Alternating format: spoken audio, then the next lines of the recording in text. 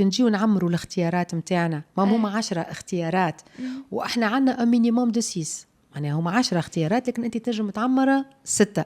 في تعمير الاختيارات احنا المستشارين شو نقولوا عندنا 3 ولا 4 اختيارات نسميهم الاختيارات الحالمة، نحلم بيهم لكن ناقصني شوية، وإلا نحلم بيهم ولكن طاقة الاستيعاب محدودة.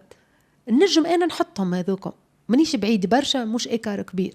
في الوسط باش نحط اختياراتي المضمونة. اختياراتي المضمونة معناها مهما كانت الظروف أنا باش ناخذ واحدة من هيك 3 ولا من هيك 4 اللي أنا وكيف تجيني أي واحدة منهم ما نتغشش، على خاطر هذوكم سكوري يوصلني بالمرتاح، ومهما كانت طاقة الاستيعاب أنا قبل غيري.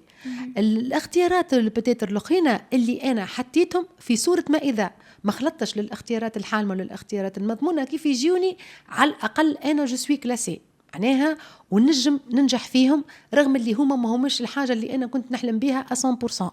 هذه هي اللوجيك اللي لازمنا نعمروا بها الاختيارات، وهي حاجة هامة وهامة جدا.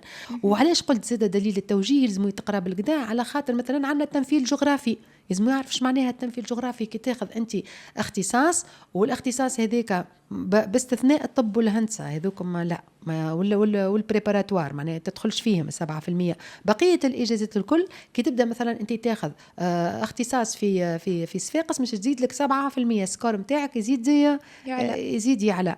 لازمك تعرف زاده انه راهو في عمليه التوجيه مش كان السكور نتاعك اللي باش تاخذه، ثم ما يسمى بلي ماتير سبيسيفيك.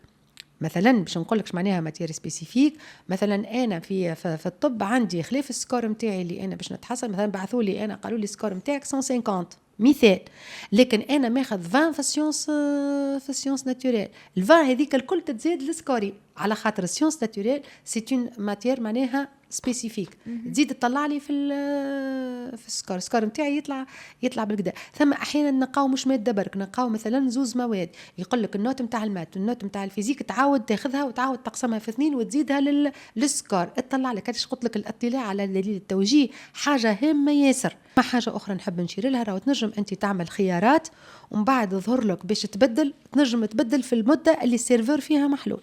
مثال اليوم انا عملت اختيارات ومن بعد هكا تحصلت على معلومه نحب نبدل. المفيد في كل مره ندخلوا نعملوا عمليه التثبيت، نثبتوا ونخرجوا لاكوزي دو ريسبسيون.